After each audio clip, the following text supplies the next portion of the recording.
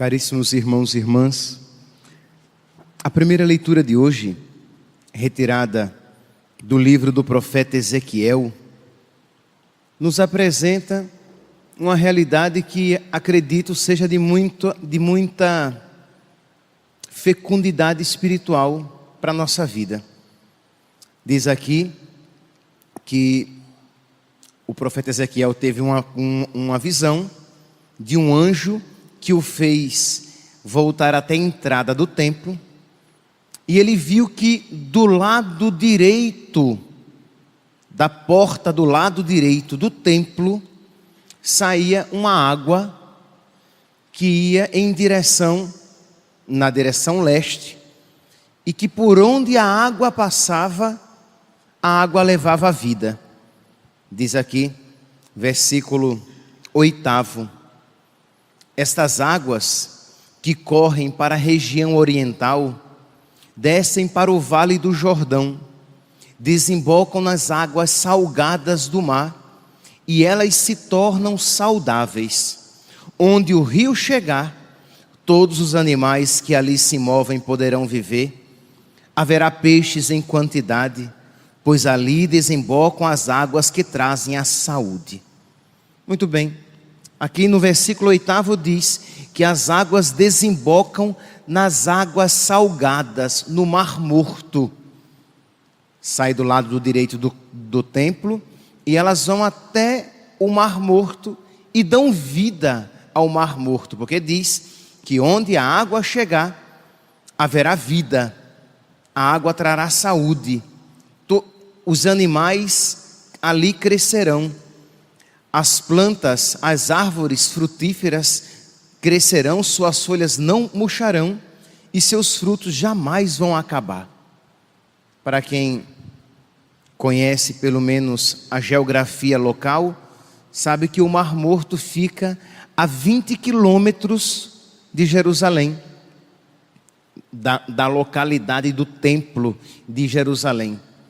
É um mar, é um rio, é um lago, mas é tão grande que recebe o nome de mar, porque ele tem 82 quilômetros de extensão, de comprimento, e 18 quilômetros de largura.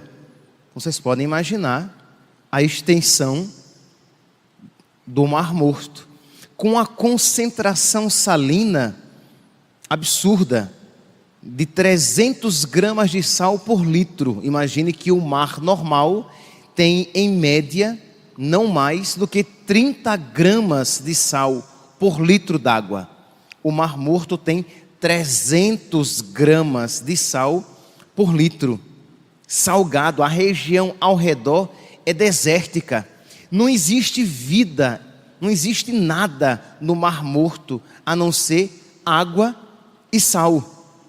O Rio Jordão, ele abastece o Mar Morto, mas quando algum peixe segue as águas do Rio Jordão e cai no Mar Morto, ele morre subitamente, porque ele não aguenta aquela alta salinidade.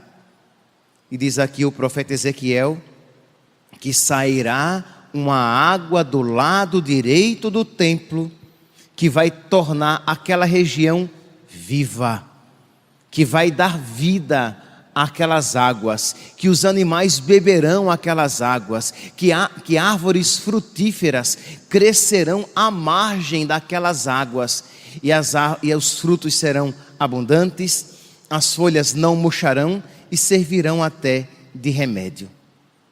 Meus irmãos, não há como não ver nesse simbolismo a ação da graça de Deus. A graça de Deus é assim: onde ela chega, ela traz vida, e ela transforma até aquelas realidades para as quais não existe, até aquelas realidades que humanamente não temos mais esperança. Da mesma maneira que a água brotava do lado direito do templo, do lado direito de Jesus, que é o verdadeiro templo no qual nós encontramos Deus, brotaram sangue e água.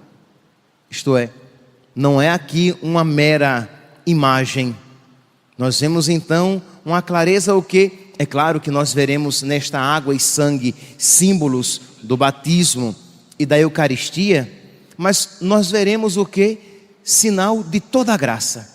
Do lado direito de Cristo brota toda a graça. E da mesma maneira que a água do templo lá na profecia, no sonho, na visão de Ezequiel, a água quando chegava até o Mar Morto, transformava em mar vivo.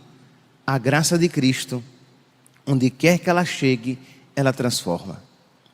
Se você olhar para o seu coração com tranquilidade, mas com sinceridade, você verá que existe mar morto em você. Existem realidades para as quais humanamente você não vê mais esperança. Existe uma realidade sem a qual, sem a graça de Deus, não há esperança de realização. Quando nosso Senhor diz: quem quiser me seguir, renuncie a si mesmo, tome sua cruz e me siga. Meus irmãos, esta é uma realidade que sem a graça de Deus é impossível de ser realizada. Se você não meditou, se você não analisou profundamente isso, talvez você não tenha ainda uma ideia clara, mas é impossível ao homem por si mesmo renunciar-se a si mesmo. É impossível ao homem por si mesmo ele perder-se, né? Ele não se ter como em primeiro lugar, ele colocar em primeiro lugar Deus. É impossível ao homem proclamar Jesus Cristo é o Senhor. Isto é impossível ao homem viver o senhorio de Cristo na sua vida. Isto é, Ele é meu Senhor. A vontade dEle está em primeiro lugar. Eu quero fazer a vontade dEle. Eu quero seguir os caminhos dEle. E isto significa muitas vezes renunciar-me a mim mesmo. E eu estou disposto a fazer a vontade dEle sempre. Só esta realidade, foi a condição que nosso Senhor nos deu para que sejamos seus discípulos, já é uma realidade impossível e humanamente sem esperança para nós. Nós precisamos da graça de Deus. Sem Jesus, aquela primeira condição, quem quiser me seguir, sem Ele eu não posso realizar. Mas você pode também, além disso, você pode aplicar para aquelas realidades particulares no seu coração, aquelas situações contra as quais você tem lutado e você tem visto que não tem vencido, que não tem conseguido. Isto é, batalhas que você já inicia com uma convicção triste no seu coração de derrota próxima. Eu vou perder, eu não vou vencer. É o seu egoísmo e a sua falta de amor a Deus, de amor verdadeiro a Deus, que o faz você se renunciar a si mesmo e amar com generosidade os seus irmãos, principalmente os irmãos mais difíceis. É o seu gênio contra o qual você tem lutado e você vê que você não consegue dominar aquele gênio ruim que toma conta do seu coração e faz você experimentar sentimentos tão contrários aos de Cristo na sua alma. É o seu apego às coisas ou à sua vontade que faz com que toda renúncia se pareça tão difícil. É a falta de boa vontade em fazer a vontade de Deus. Isso aqui é interessante. É tristemente interessante a falta de boa vontade em fazer a vontade de Deus. Eu conversava com uma pessoa e ela dizia isso, que talvez muitos de nós tenhamos experimentado ou esteja experimentando hoje na sua vida. Uma falta de vontade de fazer a vontade de Deus. Isto é, você parte de você, uma parte pequenininha, quer fazer a vontade de Deus, mas uma parte bem grande não quer. De modo que quando você reza, lá no fundo do seu coração, vem a voz do acusador e diz: mentira, você não quer isso. E você lá no fundo, você sabe que uma grande parte de você não quer de verdade aquilo que você percebe que é vontade de Deus. Esta resistência à graça. Você enxerga a vontade de Deus, você enxerga o que é o melhor, mas até você, quando reza sem aquela boa vontade. Não é que você olha o pecado e diz: meu Deus, liberta-me desse pecado. Não, você olha para o pecado, você diz: liberta-me, Senhor, deste pecado. Mas é como que dissesse, como um dia disse Santo Agostinho: liberta-me, Senhor, mas não agora. Santo Agostinho dizia isso, ele rezava pedindo a Deus o dom da castidade. E ele dizia: me dá, Senhor, mas não agora. Por quê? Porque ele ainda queria, de alguma maneira, desfrutar daquele pecado. Ele não queria ainda romper definitivamente com aquela realidade. De modo que quando você olha para o seu coração, você vê essas realidades todas e tem a tentação de, apegando-se apenas às suas forças naturais, dizer: eu não tenho mais jeito, não existe salvação para mim, eu não vou conseguir. Isto é, aquela experiência de morte, que é uma experiência de falta de esperança. Você tenta curar aquela pessoa, você tenta ajudar aquela pessoa, mas depois que ela morreu, você diz: não adianta mais dar remédio, não adianta mais levar ao médico, não adianta mais fazer mais nada, agora ela já morreu. Pois bem, você olha para o seu coração e faz essa experiência de morte. Pois a palavra de Deus diz que a graça de Deus, ela muda até aquelas realidades de morte que existem no nosso coração. Da mesma maneira que a água do lado direito do templo deu vida àquele mar que era morto. Meus irmãos, se nós olharmos o evangelho de hoje, retirado do capítulo 5 de São João, nós veremos uma realidade assim semelhante. Nós vemos aqui que havia um homem que há 38 anos estava lá na piscina de Betesda, e ele já não tinha mais esperança de ser curado. Isso aqui é uma realidade tão clara, porque quando Jesus perguntou: queres ficar curado? Ele não disse logo: quero. Ele disse: olha, Senhor, já estou aqui há tanto tempo e eu nunca consigo. Já estou aqui há tanto tempo, já tentei tanto, mas há 38 anos que eu sou paralítico e eu não consigo alcançar esta graça. Este homem também estava desesperado, desesperançoso, sem esperança alguma.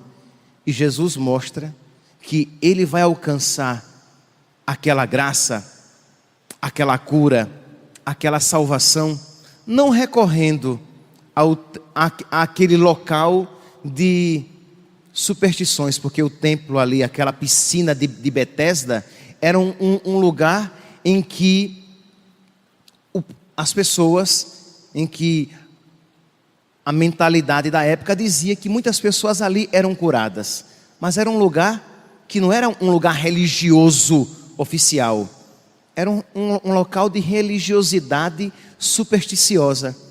E Jesus mostra que ele é que alcança, que concederá a ele, aquele paralítico, aquela graça para a qual ele já não tinha mais, quer dizer, aquela graça que ele não tinha mais esperança alguma de alcançar.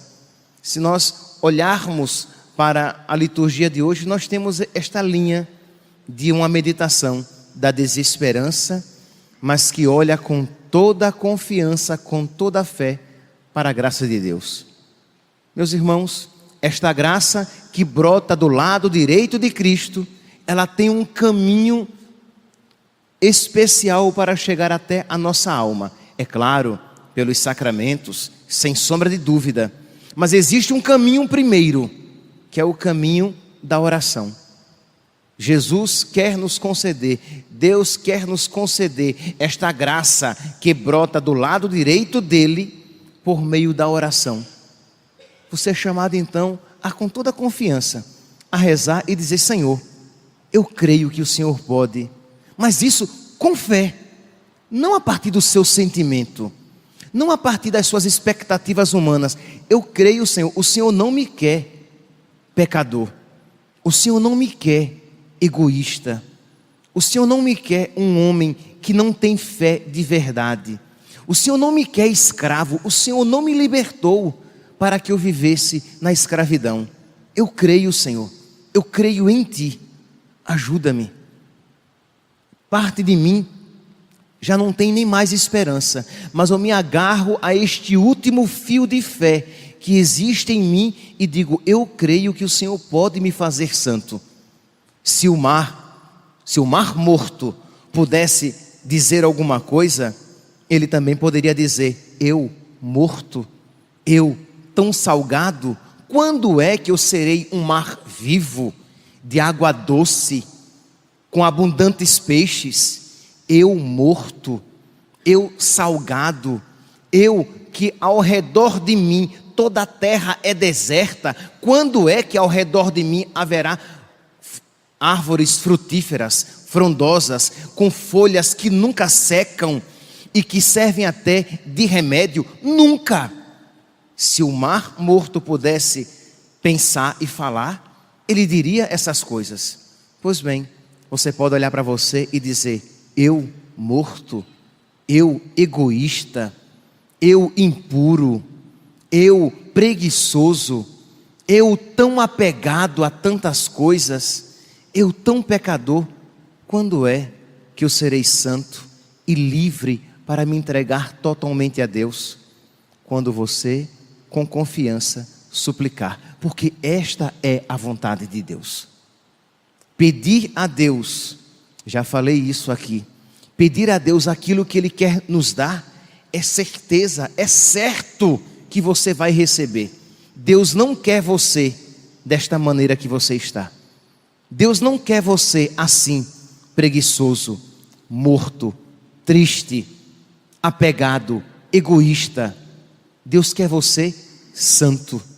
Ora, se a sua vontade, por pequenina que seja, começar a se unir à vontade de Deus, a graça de Deus vai começar a transbordar na sua vida, como aconteceu no templo. Nós ouvimos aqui que a água começou primeiramente nos tornozelos. Depois de mais 500 metros, a água já estava nos joelhos. Depois de mais 500 metros, a água já estava na cintura. Depois, o lago já era tão profundo que só se poderia atravessá-lo a nado. Era algo quase que intransponível. É a realidade da graça. Ela começa pequenininha, ela começa pouco a pouco, mas ela vai tomando conta cada vez mais do nosso coração. Basta que você dê este primeiro passo, que você dê a abertura a Deus. E este primeiro passo, esta abertura para que a água da graça vá crescendo cada vez mais dentro de você, se chama oração. Reze perseverantemente, noite e dia, pacientemente, mas com toda a confiança de que toda oração que a Deus nós oferecemos nunca é perdida, nunca fica sem uma resposta misericordiosa de Deus. Louvado seja nosso Senhor Jesus Cristo.